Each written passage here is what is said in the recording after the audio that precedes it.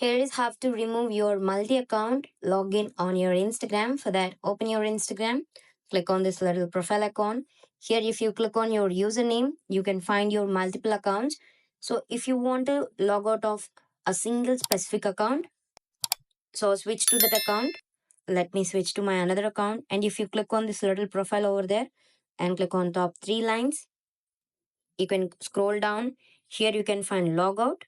And if you click on logout, and this account will be log out.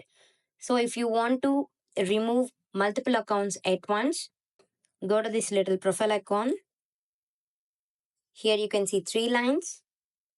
And if you go for logout of all accounts, to remove multiple accounts, you can click on logout of all accounts and make sure you select save login for the account you want to log in.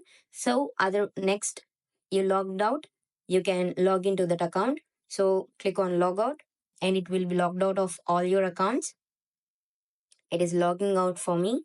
So here you need to remove. So click on these three dots. Here it will ask for remove profiles from this device.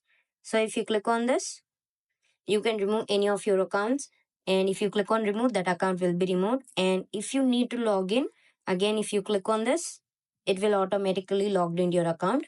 This is how to remove multi-account login on your Instagram. Thank you.